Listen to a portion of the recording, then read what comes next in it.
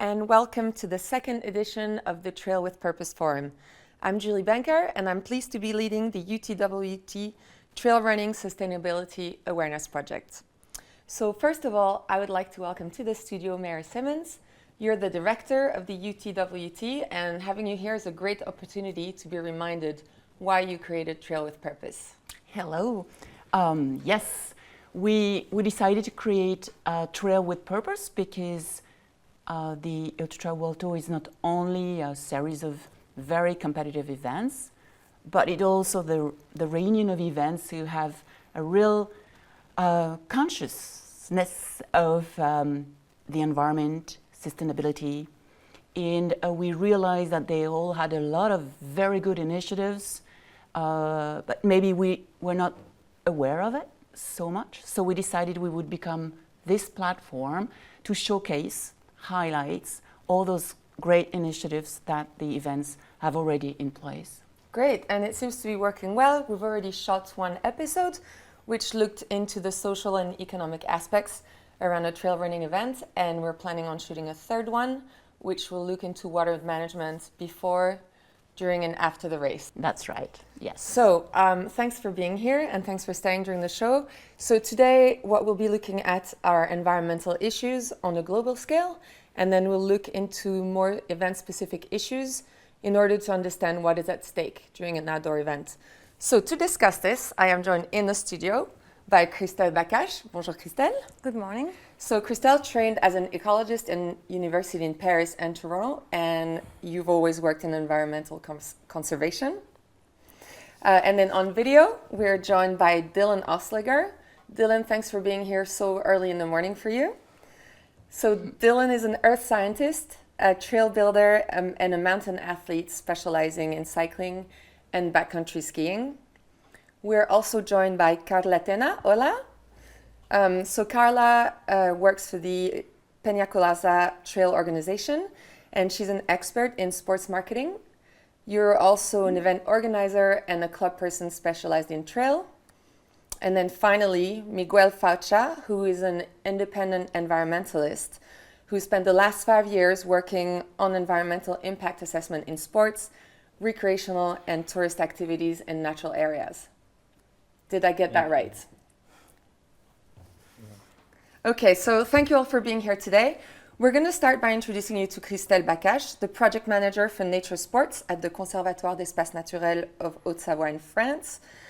As a mountain enthusiast, she decided to try and reconcile outdoor sports with her naturalist views of the mountains, first working for WWF, then back in the heart of the Mont Blanc, where we are here today, a territory home to amazing landscapes and biodiversity.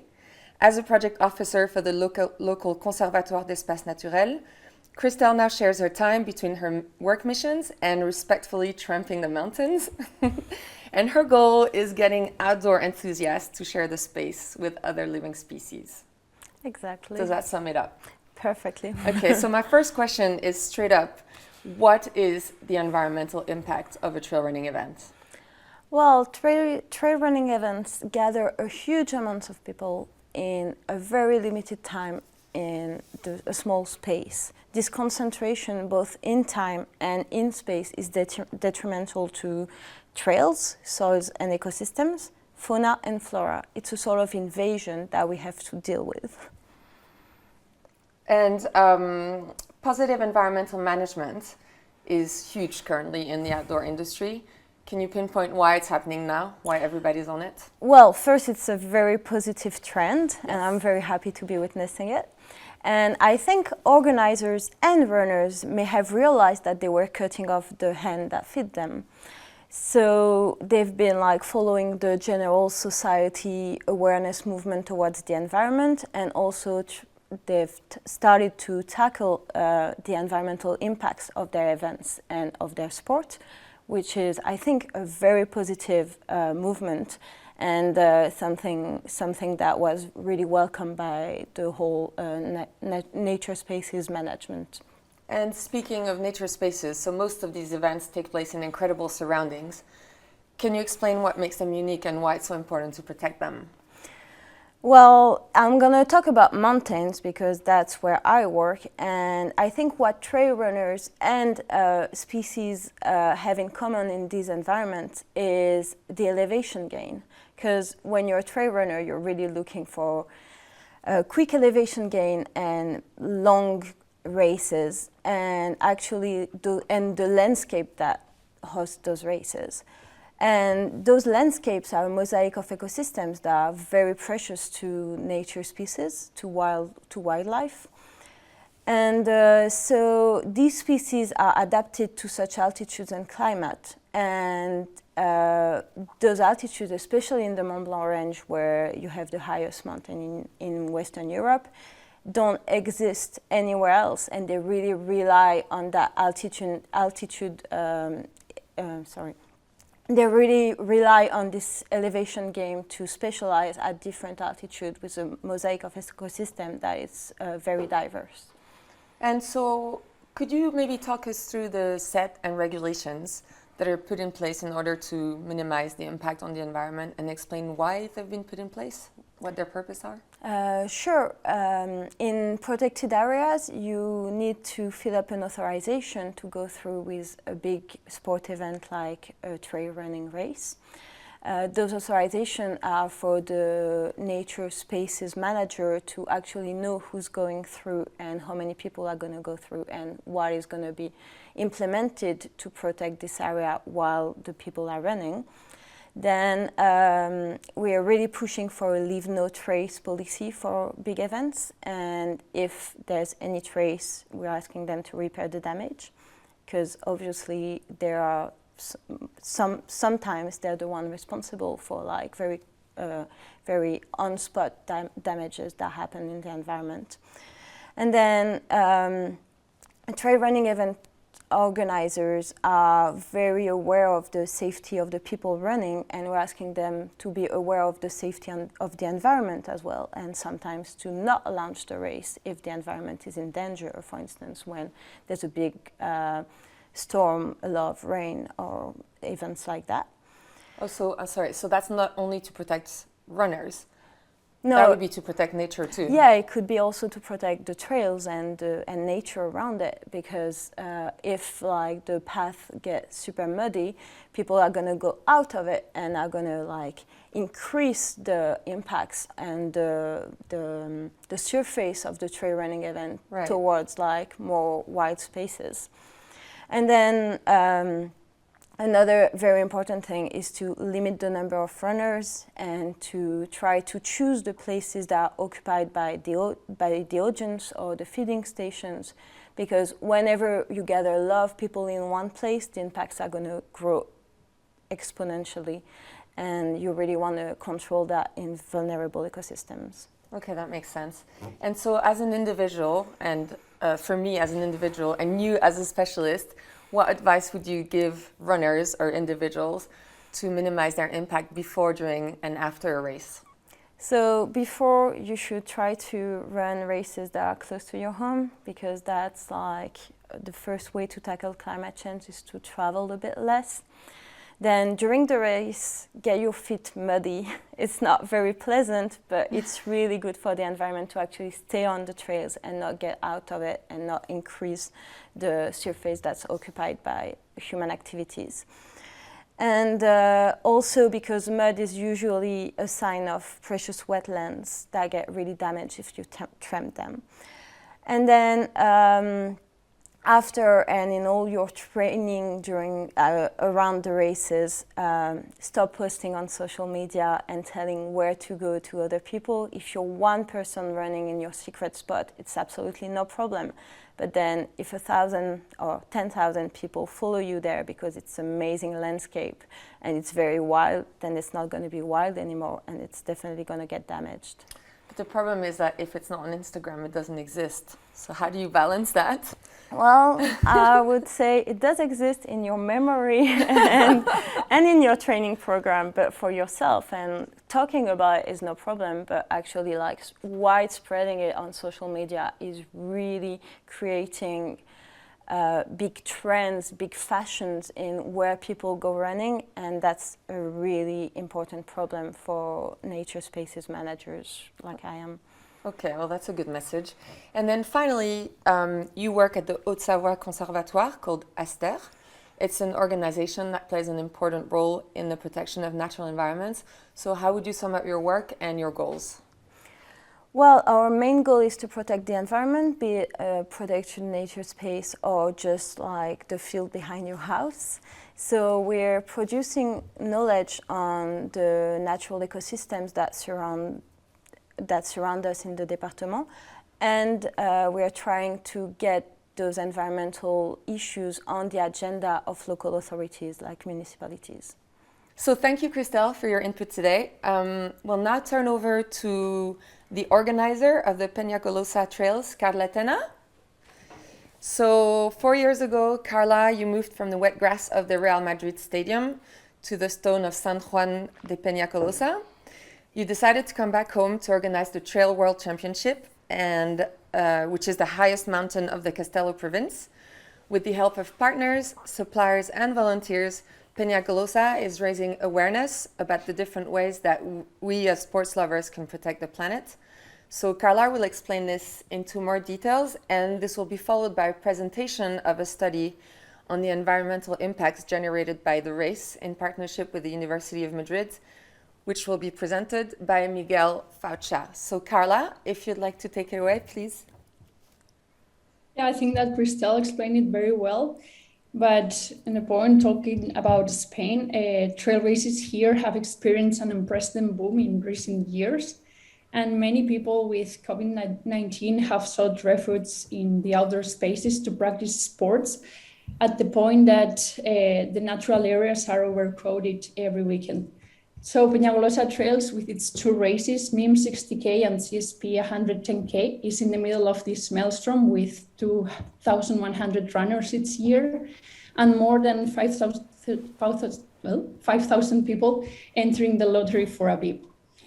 The origins of the club date back to the 50s when, at the initiative of a group of mountaineers and hikers from the province of Castellón, reproduced the tradition of walking from Castellón to the sanctuary of San Juan de Peñagolosa, and their aim was to recover millenary paths. Since its beginning, the organization of Peñagolosa Trails uses its role in the sports community to promote social and environmental changes in the inland regions of Castellón. That's why in 2017, we decided to have the audit of the quality management system called ISO 2121. At that moment, only gained by Roland Garros and the Olympic Games of London. There we had the opportunity to recognize our strengths, analyze and improve weaknesses, and get ready for the Trail World Championship with a sustainable sport event management guaranteed. As Marie said, sometimes if you don't get the recognition from outside, it seems that you're not doing anything. So what I'm going to do today is to explain the measures that we have been doing for the last 4 years, and then Miguel Faucha, who is an environmental consultant who has been working with the Universidad of Autonomous of Madrid, will tell you the last assessment that we have been working related to flora, fauna, and erosion here in San Juan de Peñagolosa, which is part of a natural park. So once we did this ISO, they told us that the organization had to reduce the waste that was produced during the event.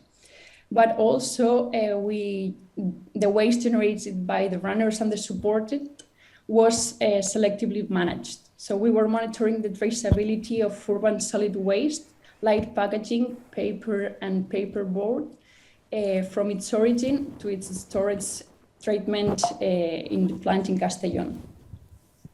As you may know, as I told you, Peñagolosa is a singular race because it's not a circular one. Many of the races go from a city point, they go to the highest mountain and they go back to the city. Here in Peñagolosa, we go from sea level in Castellón to the highest point in the province situated in the natural park of Peñagolosa, and up there, obviously there are not showers, neither toilets for 2,100 people. So we use portable installations, and with the help of our partner FACSA, we can monitor the traceability of wastewater generated in those portable installations of the finish line. Another thing that we do there is that we have been promoting collective mobility with the aim of avoiding pollution and unnecessary trips and reduce any possible disturbance to the local community. We go through 11 villages, and it's very important for us that those 2,100 people don't disturb the locals. Many of those locals are part of our volunteers. We have 800 volunteers that weekend. But of course, we use shuttle buses to go from the finish line in San Juan de Peñagolosa to the closest village, which is Vistabella, and also they can go back to Castellón. Those shuttle buses are 100 meters from the finish line, and then it can be used by the runners and also the followers. Another initiative that we took 2 years ago, we are promoting local products. As you can see in the runner bags, many of those products are from Asian countries. So what we are doing is taking advantage of the marvelous local gastronomy that we have in Spain, choosing suppliers that share the values of the event, and avoiding massive productions from abroad without ecological standards. Those products are given in boxes that are generated with recycled products. And as you know, as I told you, event organizers, we generate lots of materials. So firstly, we have to prioritize the recycled ones. And secondly, we have to ensure that its utility once the event is over. That's what we are doing, the boxes of the runner's bag, or for example, there you can read 3 proposals to reuse the box, or with the tarpaulin converted in purses by A la Lona de Valencia, which is a project of labor integration of disabled people. As a novelty this year, with the material used for beaconing, we will use it every single year for maybe 10, 20 years. And that's very important because many races are using some materials that they just use it for once and then they throw it away. I think that the greatest value here in Peñagolosa, it's its people, because children from the Valencian community, since they are young, they make trips with their schools or families to Peñagolosa, and the values learned up there remain in their hearts for all their lives. So as organizers of Peñagolosa Trails, we have the responsibility to remind those values, go together with the science, and spread the word through the social media, which is very powerful nowadays, especially with a focus on the respect and preservation of the fauna and flora of the natural park. So the last thing that we did was creating a Peñagolosa Trails event that was created a year and a half ago, when we knew that we couldn't handle the last edition of Peñagolosa, as you know, because of COVID. So we decided that every single runner could do Peñagolosa, but virtually. So they could go to the segments that we divided in 10Ks, and they could do it by themselves. So only with registering in Strava and also in the website of Peñagolosa called Avant, they can upload what they were running. And what's new this year is that if they are doing plugging with the hashtag #pluggingavant, they are getting the badge of sustainability, which is a leaf. And many people is getting that badge, which is very important for us because they are knowing what's wrong, and we are realizing that many people is throwing waste, but many of them are just plugging it, which is very important for us. So I invite you to register into Peñagolosa Avant and also make plugging. So to me, one of the most impressive things you just said was that you managed to gather 800 volunteers in your event. How do you communicate? How do you get people to rally behind you like that? I think that the people is very implicated here because Peñagolosa has a lot of history. Those spots are millennial, and it has to do a lot of with religion. And the race goes through those 11 villages. So when you see elite runners or even your family going through those villages, it makes the people to understand and to support those runners. So they all want to be there. Okay, well, that's a great message. Thank you for presenting all the actions that can be applied during our events. We hope that they enlighten other event organizers. We'll now talk to your colleague, Miguel Faucha. So Miguel has a degree in environmental sciences and a master in agroecology.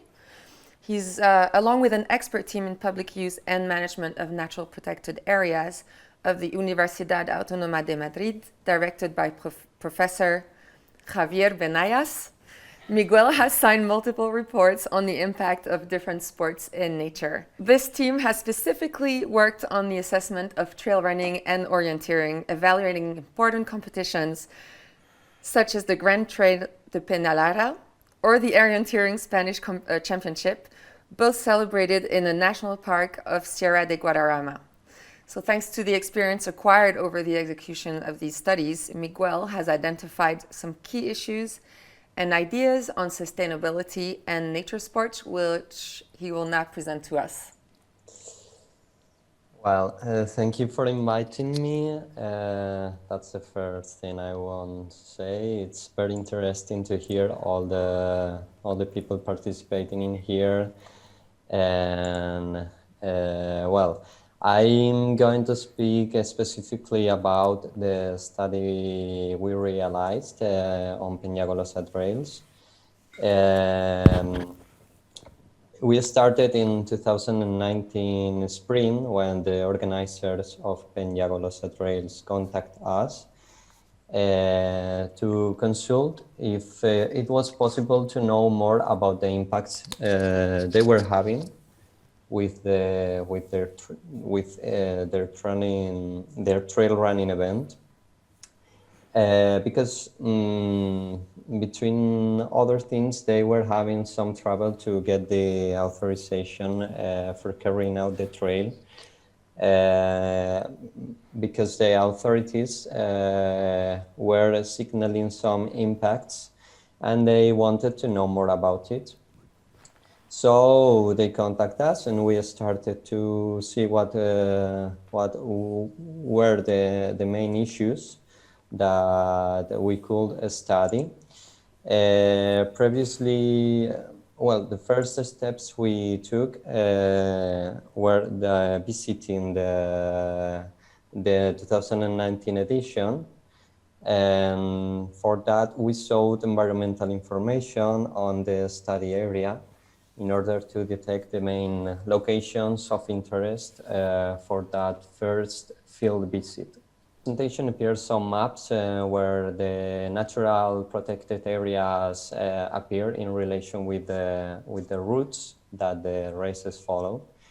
And we can see that the main problems could appear in the second half of the races, because there is where the natural protected areas are, Natural Park of Peñagolosa, and also the Natura 2000 protected areas. So, particularly in Peñagolosa Trails event, we classified the impacts on the environment in 4 categories. And those were erosion and compaction risk, and also the impacts on endangered species that are in the zone. Impact on the habitats surrounding the finish line area. The finish line area was one of the key points, key locations in the environmental assessment report. And the last category is that's related with the disturbances from the activity at night, specifically with the artificial lights of the head torches, or also the traffic or infrastructures at the stations. But generalistic talking, also every activity that it's at night could cause some disturbances on local fauna at night. So that was the fourth category we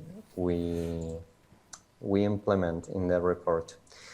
So here we focus on erosion and compaction risk. So there, what we can talk about is that the impacts are indirect when we talk about trail running and erosion, because the main eroding potential is properly from water and wine, but the trampling, the over-trampling, is a main issue, and is a previous condition to make the soils more vulnerable to that erosion. So when the runoff of rain fall upon those soils, the eroding capacity is much higher. Paths start to deteriorate, and the problems due to erosion increase. These problems go from the extension of the paths to the division of one in many of them making the same route. So this is the point that Christel told before about the extension of the paths and the tracks, and the impacts on the habitat, specifically if the habitat is protected or is an endangered habitat, and the problems could be very important. In the case of Peñagolosa trails, our most relevant proposal is to cooperate with the competent administrations for restoring some path sections that are more damaged. This could be done through the restoration of the soil containing walls that appear. In the presentation we can see one example of these walls that are traditional infrastructure in the territory of Peñagolosa trails, but that are out of maintenance right now. So many of those walls are falling, and the problems of erosion are increasing. We have to take into account that this is a zone where the relief is hard, so these problems intensify a lot. Well, to see the sections to take into account for erosion potential, we overlapped the slope percentages that were supplied by the organizers, and also the road types that conform the routes of the races. So that way we can see where are the paths in correlation with the higher percentage of slope zones. And approximately we took the 20 to 30% slopes located in the path type of the tracks, and those were classified at high eroding potential risk stretches. And after obtaining these stretches, these zones, we made an analysis. We already had seen some of these zones through the previous field visits, the first and the second, mainly in the natural park area. But also we have to take into account that there are other protected figures here, like the natural monument of the Camí dels Pelegrins de les Useres, which is a very important route that is the route in which the race is based on mainly, an historic and millennial route, as Carla told previously. So for analyzing those stretches, we use the images from orthophotography and satellite, and so the status of those stretches. Turning to the species and impact on species, we could talk about no impacts on endangered flora, because the location of the populations were not in the roots of Peñagolosa trails races. We could identify some impacts on fauna, mainly on birds of prey and vultures, that often are the, at least in the studies we've done until the date, birds of prey and vultures are the more frequently species who has problems and troubles with the races and trail running. So the measures we recommended to the organizers were to intensify signposting and to locate volunteers in the stretches where those impacts were expected to happen, to avoid runners to make high louds or to shout, avoiding this kind of attitudes.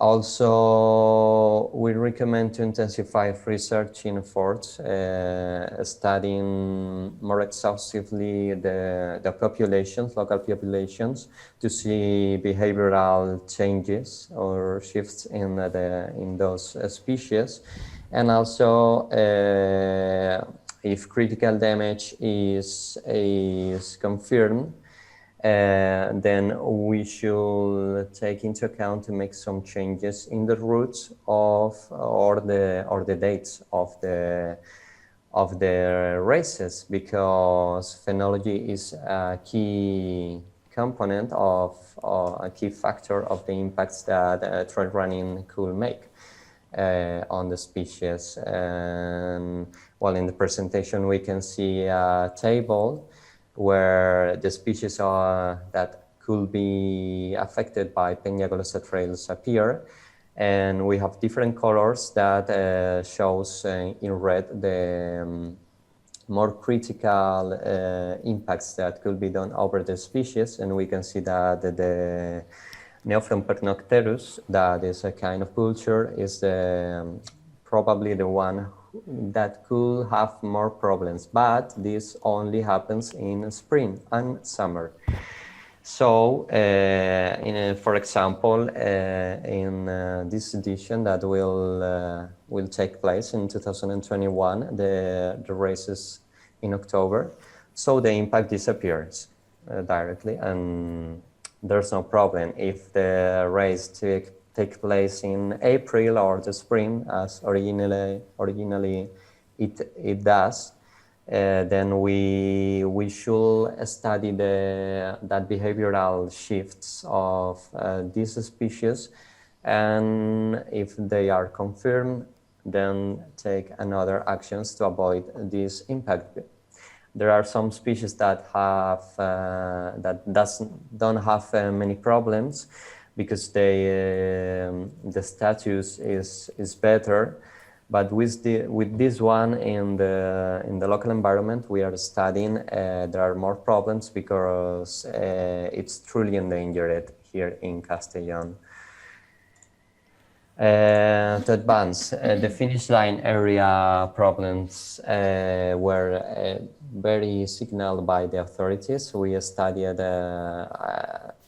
through the field visits. We were at the finish line area, and we saw the carrying out of the event there. As I said, the loudspeakers volume was one of the main problems, probably, but that's not difficult to address. But also we have to see, as Christelle told previously, about the gathering of people. Maybe in the main hours of gathering, we could reach like 3,000 people at the same time in the finish line area. We have to take into account that this is located in the natural park, inside the natural park.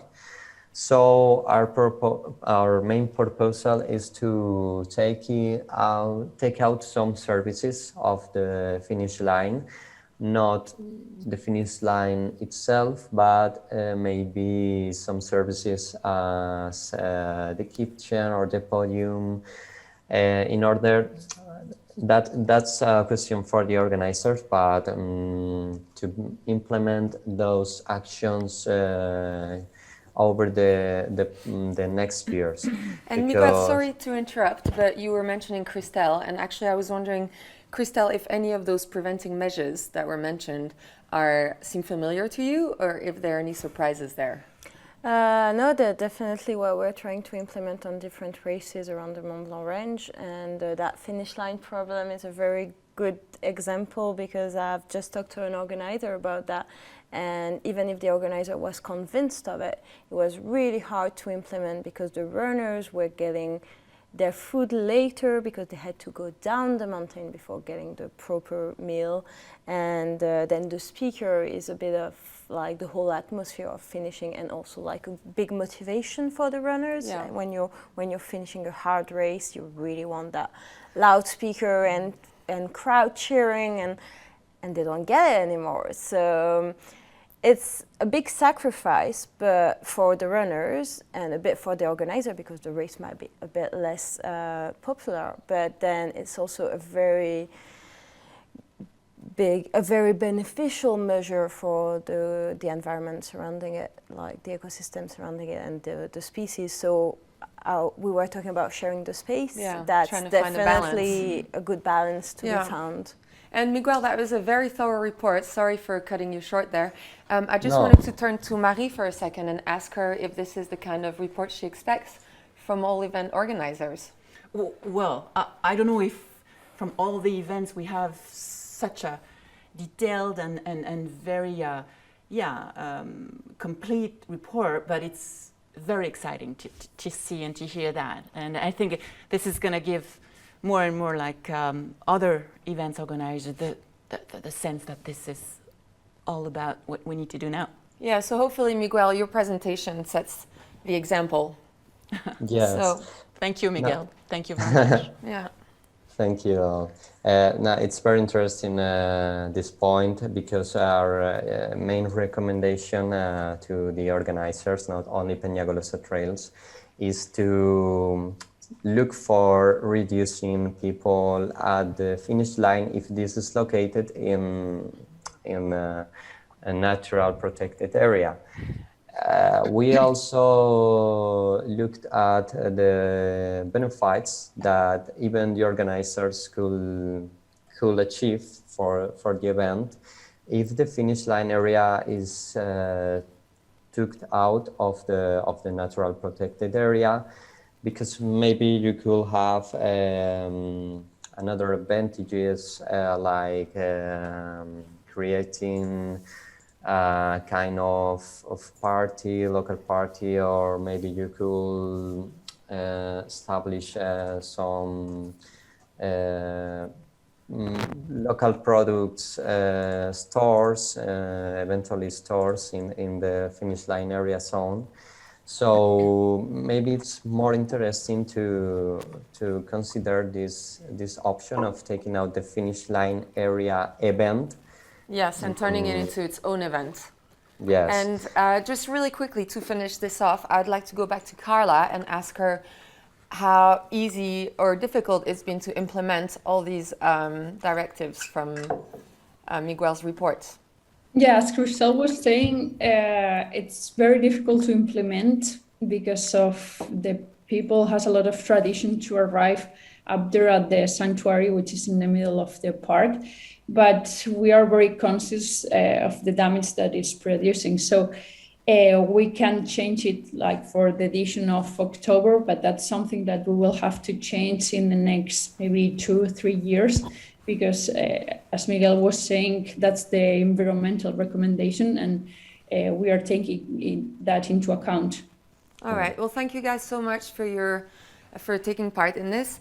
Let's now turn over to the US with Dylan, who's been waiting for a while, and I think it's 1 a.m. for him. So thanks, Dylan, for your patience. Thank you, Julie. Dylan works at the convergence of his passions as the director of a nonprofit organization dedicated to conservation and equitable access to outdoor recreation. Through research, advocacy, and restoration, Dylan aspires to not only preserve natural landscapes, but foster an understanding in others, so that they too will act to protect the environment and the last remaining wild places on Earth. Through working with the outdoor recreation community, Dylan hopes to leverage the millions of individuals who connect with nature through their sport as a path to climate policy, respect for the environment, and a shift in sport culture.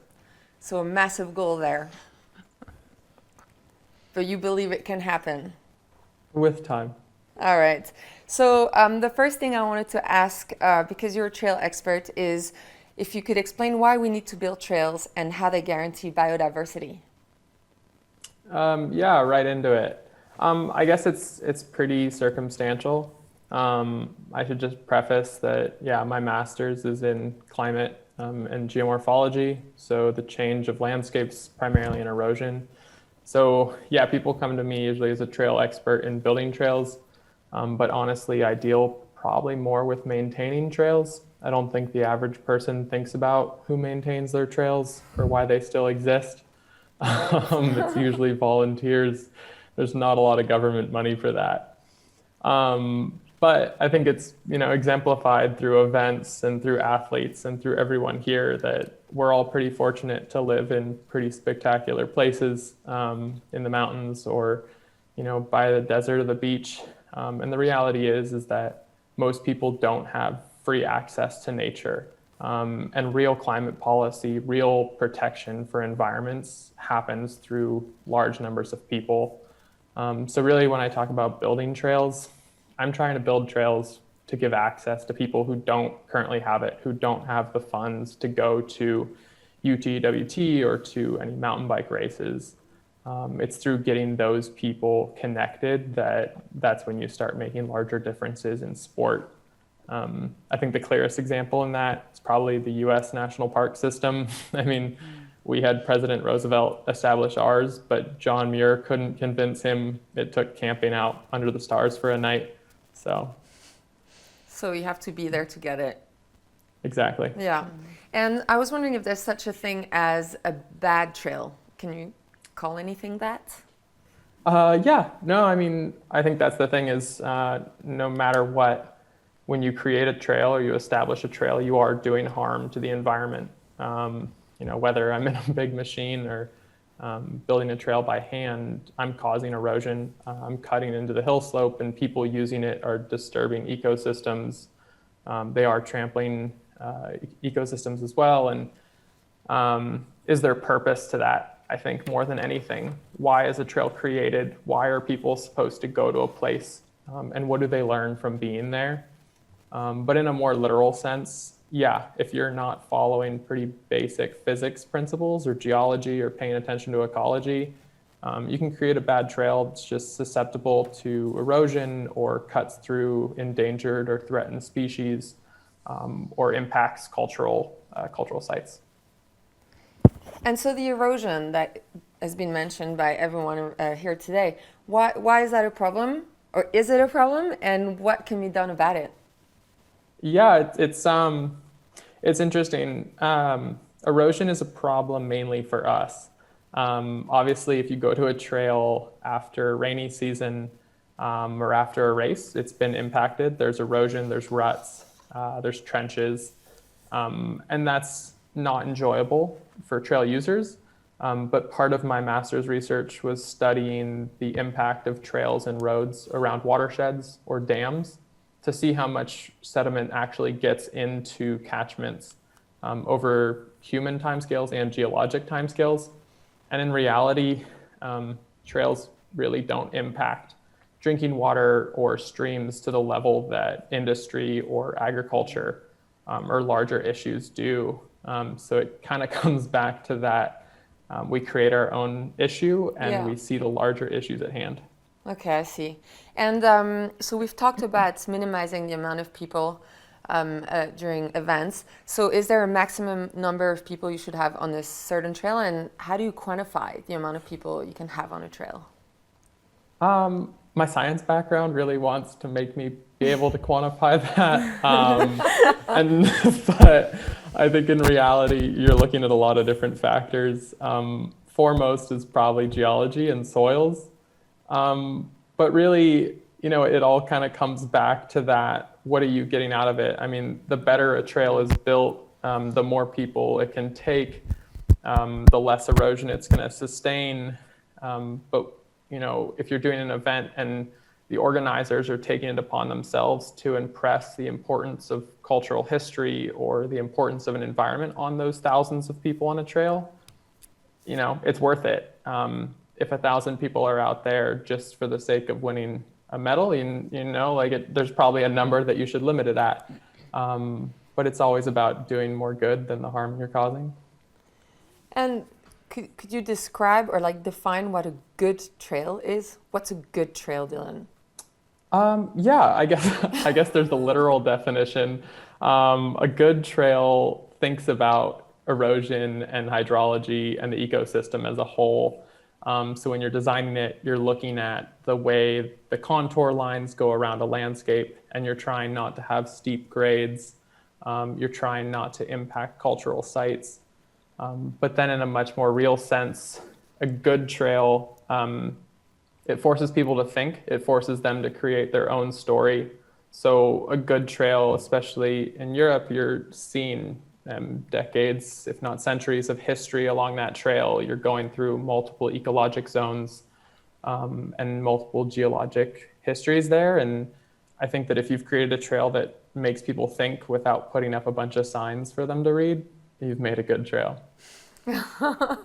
And then a little more of a personal question for you. You're the executive director of the Sage Trail Alliance. Could you describe your work? Yeah, definitely. So a Sage Trail Alliance, essentially it's a nonprofit in the States that maintains trails on public lands. So I maintain a little over 500 kilometers of publicly accessible trail. So that includes brushing it. You as a person? Sorry. You as a person or the organization? Yes. So the organization, I have 5 staff. Yeah. And so with 5 staff and a few hundred volunteers every year, we go out and we will remove invasive species. We'll plant native species in their place. We'll better trails, reroute them to improve hydrology. I do a lot of restoration after wildfires and floods, which we have pretty frequently in California. So I think that's the main part of Sage, but in the same vein, I do a lot of political advocacy. So underneath that nonprofit, I speak with politicians at the federal and the state level in order to enact conservation initiatives and set land aside for preservation. And Sage is a partner with Protect Our Winters. And I also help run the environmental arms of Specialized Bicycles, Rafa, and Wahoo. Wow, and so can I ask how Sage is funded? Mainly through government grants and private donations. Okay.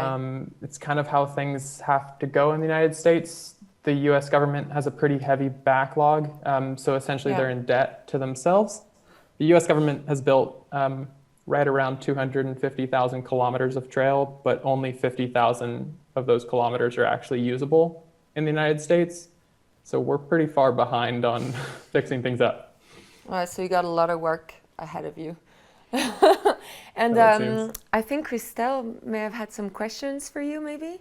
now would be the time? Yeah, actually, I thought it's very interesting to get like an idea of how it goes in the US because in France, trails are managed by local authorities. Depending on which trails, depends on the scale, but it's mostly public funding and money. And like the big problem is that they are more and more used by private organizations that make profit out of it, and so we have a big question mark on is that going to be sustainable, because like you're putting in public money and they're getting out private money. So the funding question is very different in both countries, but then the outcome of it is very common, which is how do you manage good trails and for who? Because like you were asking about what's a bad trail, a good one, depends for who, and exactly. Depends in which conditions. Like I guess Dylan didn't have the time to get into like the specific characteristics of there will be problems on a trail depending on also the like direct weather that you get just before using it. So it's such a complicated issue. Yeah. So no, I was really interested in Dylan's presentation. Yeah, I would have 1,000 questions, but not right now. Dylan, I was just wondering if you've, have you been to Europe and have you seen our trails here? And because the state is taking care of it and it's more private over in the US, can you see the difference? Is it better somewhere? Absolutely. My mother is Swiss. She was born in Geneva. So yeah, I've spent a fair amount of time over there, and I've raced Enduro World Series across Europe. So yeah, Italy. So what's the verdict? Your trails are wonderful. They're very different. Good. But no, I think what Christelle is saying is a really good segue to kind of that balance point between the United States and Europe. You guys have much better public funding for your trails, but you are seeing increased usage and you're seeing privatization of trails. And that's kind of where we are at the industry right now, is that unfortunately, if you don't have public land, if you don't have trails, you can't sell entries to races, you can't sell backpacks. In the same way that if you don't have snow, you can't sell skis. If you're thinking about it on a longer time scale, back in the 1930s, the hunting industry in the United States put a tax on themselves of between 6 and 11% on everything sold in order to fund the conservation of species. And it goes to the government through private industry. And that has sustained the hunting industry, if not improved it over a century. And that's kind of what I'm pushing for in the United States. It's not always the most popular idea with private companies. But you have believers across the pond. So thank you, Dylan, for this chat. It was super interesting. And thank you to all our speakers for taking part today. And for anyone watching, we hope that you've learned a little, and we hope that each and every one of you has grown a little more aware of your own impact on nature and on the environment. We welcome all your feedback on our social networks, so don't be shy, leave your comments or your questions. Thanks everyone for being here today. Thanks for watching, and see you soon.